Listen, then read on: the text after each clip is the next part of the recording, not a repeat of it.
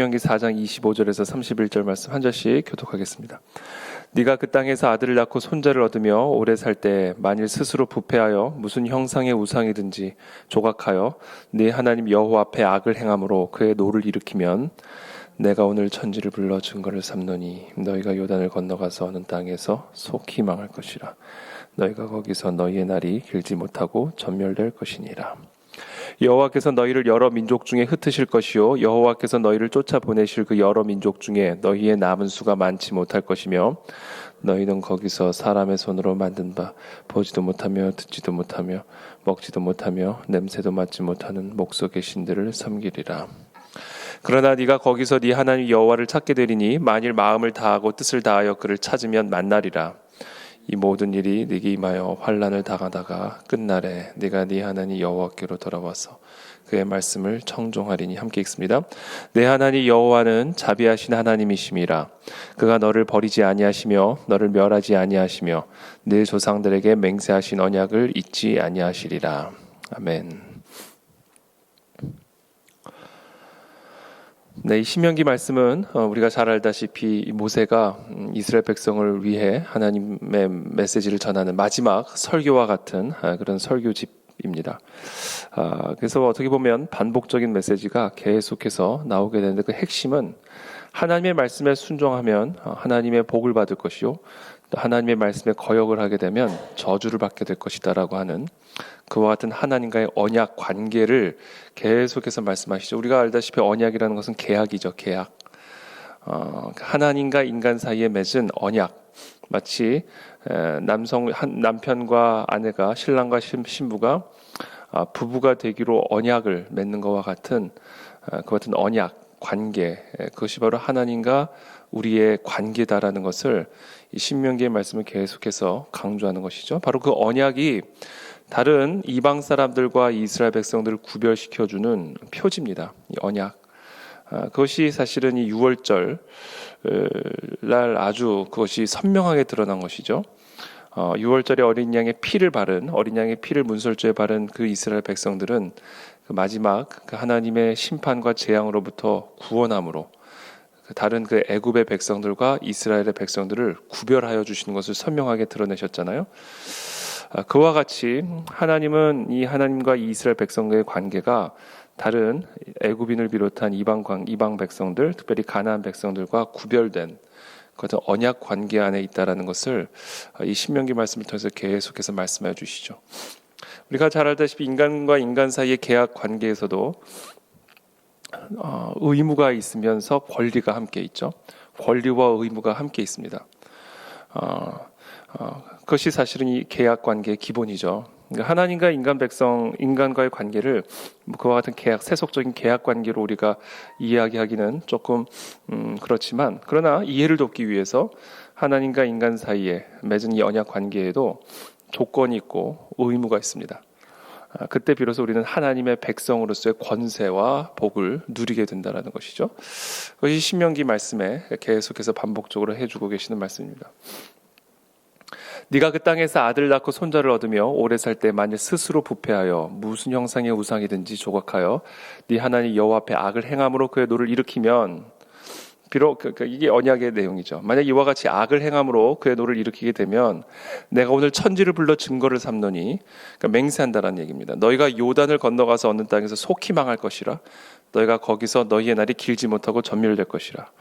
여호와께서 너희를 여러 민족 중에 흩으실 것이요 여호와께서 너희를 쫓아보내실 그 여러 민족 중에 너희의 남은 수가 많지 못할 것이며 너희는 거기서 사람의 손으로 만든 바 보지도 못하며 듣지도 못하며 먹지도 못하며 냄새도 맡지 못하는 그 이방의 우상들을 섬기게 될 것을 분명하게 말씀하고 계십니다. 이것이 바로 하나님과 하나님의 백성 사이에 맺어진 언약 관계, 언약의 내용입니다. 그러므로 오늘 이 아침에 우리가 무엇을 점검해야 되냐면, 우리는 바로 이와 같은 언약을 지키는 삶을 살아가고 있는가를 반드시 점검해야 된다라는 것이죠. 하나님과 우리의 관계는 바로 이와 같은 언약의 관계, 언약의 기초를 두고 있다라는 겁니다. 언약. 우리가 이 언약을 망각하고 살아가게 되면 그 언약에 따른 심판을 받게 되고 그 언약에 따른 재앙을 받게 된다라는 것이죠. 그래서 하나님께서는 특별히 바로 이와 같은 언약 관계를 이 모세를 통해서 상기시켜 주시면서 특별히 무엇을 조심할 것을 하나님께서 경고하시냐면 스스로 부패하지 않도록 조심할 것을 경고하고 계십니다. 25절에 네가 그 땅에서 아들을 낳고 손자를 얻으며 오래 살 때에 만일 스스로 부패하여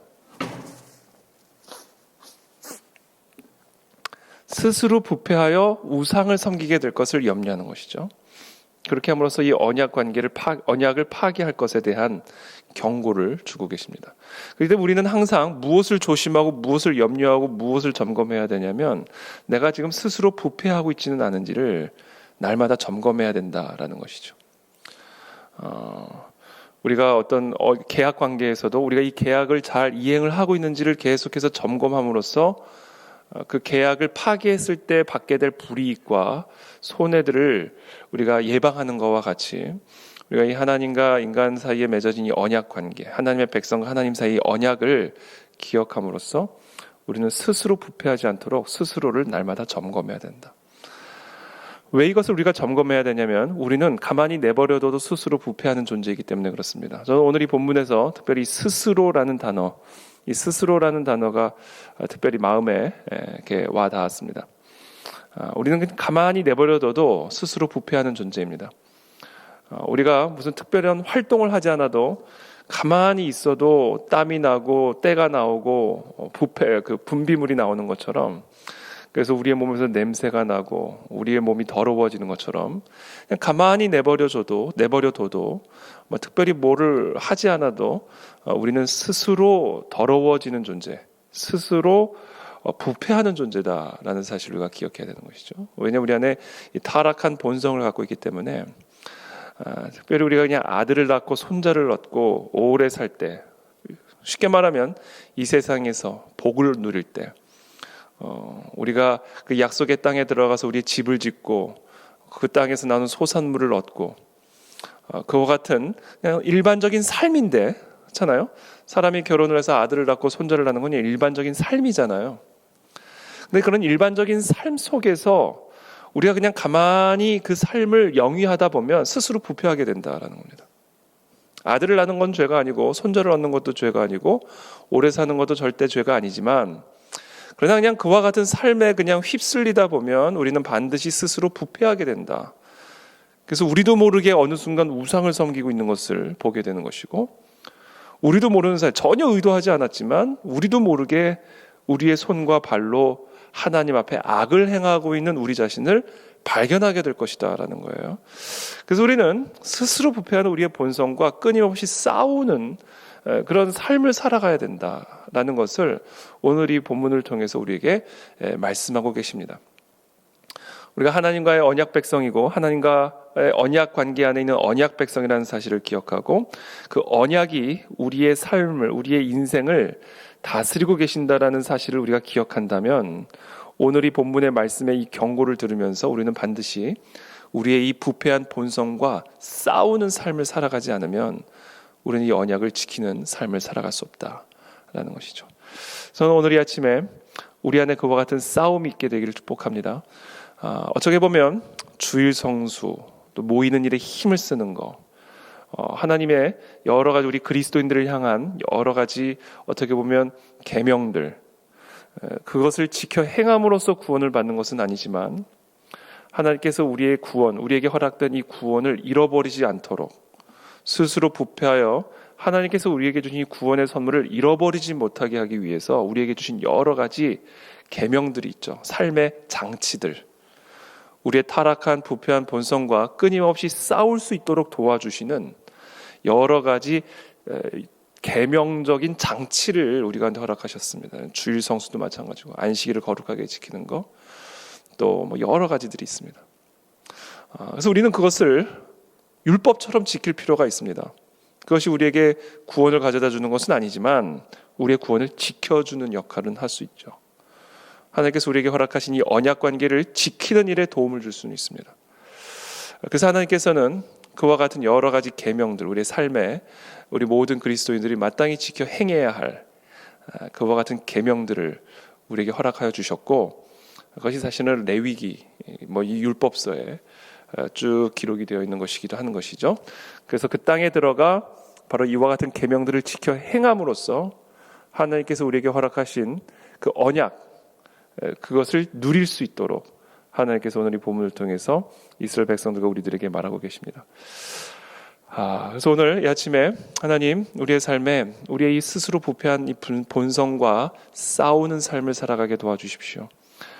그저 그냥 아들을 낳고 손자를 낳고 오래 사는 일상적인 삶 속에서 우리에게 주어진 이 놀라운 언약을 상실할 수 있다는 사실, 우리에게 허락된 이 놀라운 축복을 잃어버릴 수 있다는 사실을 꼭 기억하고 두렵고 떨림으로 하나님, 우리의 이 부패한 본성과 싸우는 그런 삶을 살아가게 도와주시고, 그런 부패한 본성과의 싸움은 바로 하나님이 우리에게 주신 여러 계명들, 말씀들, 하나님의 그 명령을 지켜 행함으로 말미암아 우리의 타락한 본성과 싸울 수 있다라는 사실이죠. 그것이 신명기에 계속해서 반복적으로 말씀하고 계시는 하나님의 메시지입니다. 자, 우리가 잘 알다시피 결국 이스라엘 백성들은 그 계명을 지켜 행하지 않고 하나님 앞에 악을 행함으로 하나님의 노를 일으키게 되었죠. 그리고 결국은 오늘 이 본문에서 말씀하시는 것처럼 심판을 받게 됩니다. 심판을 받게 됩니다. 그것이 이스라엘의 역사죠. 이스라엘의 역사. 그리고 이 이스라엘의 역사가 결국은 이 땅의 역사를 바라보는 관점이 됩니다. 또 우리 개인의 삶을 바라보는 관점을 제공하게 되는 것이죠. 우리의 삶에 환난이 있다면 모든 환난이 우리의 죄 때문인 것은 아니지만, 그러나 반드시 우리 스스로를 돌아봐야 됩니다. 하나님께서 우리에게 환난을 주시는 이유는 오늘 이 언약 계명에 따르면, 오늘 이 본문의 말씀에 따르면 우리가 스스로 부패하여 하나님 앞에 악을 행했기 때문이다 라는 사실을, 그런 관점을 분명하게 말씀하고 계십니다. 그렇기 때문에 우리가 개인적인 환난을 당하든 또는 공동체적인 국가적인 환난을 당하든 지금과 같은, 특별히 이 코로나 사태의 위기 속에서 이 땅의 모든 언약의 백성들이 우리가 반드시 힘을 써서 해야 할 일은 무엇이냐? 바로 우리를 스스로 돌아보고 바로 우리의 이 부패한 본성들을 다시 돌아보면서 여호와를 다시 찾고 여호와께 돌아오는 일을 우리가 힘써 행해야 된다라는 것이죠. 그래서 29절에 이렇게 말씀하십니다. 그러나 네가 거기서 그 환난을 당한 그때에, 하나님의 심판을 받은 그때에 거기서 그 자리에서 네 하나님 여호와를 찾게 되리니 만일 마음을 다하고 뜻을 다하여 그를 찾으면 만나리라. 이 모든 일이 네게 임하여 환난을 당하다가 끝날에 네가 네 하나님 여호와께로 돌아와서 그의 말씀을 청종하리니 네 하나님 여호와는 자비하신 하나님이심이라. 그가 너를 버리지 아니하시며 너를 멸하지 아니하시며 네 조상들에게 맹세하신 언약을 잊지 아니하시리라. 그 하나님의 계명을 다시 지켜 행하게 되면, 그렇죠? 29절에 네가 거기서 네 하나님 여호와를 찾게 되리니 만일 마음을 다하고 뜻을 다하여 그를 찾으면 만나리라.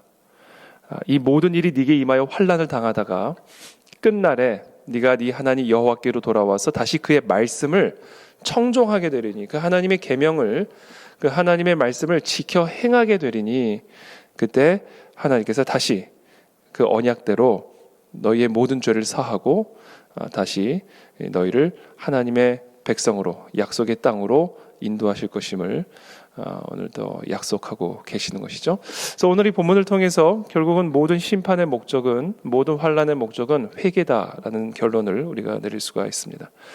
하나님이 우리에게 환난을 허락하시는 이유는 마치 부모가 자녀를 징계하는 것처럼 우리로 하여금 어그러진 것들을 고치고 고침을 받고, 그래서 희락과 평강의 열매를 맺게 하시기 위한 그런 하나님 아버지의 마음이 바로 이 언약 안에 담겨져 있다라는 사실을 오늘 우리가 기억해야 합니다. 그러므로 오늘 우리가 특별히 스스로 우리의 부패한 본성들과 싸우는 삶을 살아가게 도와주시고, 특별히 이런 환난의 때에 우리의 삶과 행위를 돌아봄으로써 과연 우리가 하나님의 말씀으로부터 불순종하고 있는, 떨어져 나간 부분들을 다시 한번 점검하고 돌이키며 모든 환난의 목적은 회개라는 사실을 기억하고 오늘 이 아침에 그 하나님 앞으로 돌아오는 우리 모두와 또 이 땅의 모든 성도들이 다 되시기를 예수 그리스도의 이름으로 기도합니다. 기도하겠습니다. 살아계신 하나님 감사합니다. 오늘 우리에게 주신 이 언약의 말씀을 우리가 붙들고 나아갑니다. 특별히 환난의 때에 하나님, 우리 모두가 스스로를 돌아보게 되기를 원합니다. 나를 돌아보게 되기를 원합니다. 우리의 이 스스로 부패한 본성과 하나님 싸우는 우리 모든 성도들이 되게 도와주시고, 특별히 환난의 끝에 진정한 회개가 있을 수 있도록 주님 우리 모두에게 은혜를 베풀어 주시옵소서. 특별히 이번 주일 가운데에도, 예배 가운데에도 살아계신 하나님의 말씀이 우리 가운데 선포되어질 때 그 말씀 앞에 우리들을 점검하게 도와주시고, 그 하나님의 말씀으로 돌아오는 우리 모든 성도들이 되도록, 이 땅의 모든 성도들이 되도록 하나님 은혜를 베풀어 주시옵소서. 감사하며 예수 그리스도 이름으로 기도하옵나이다. 아멘.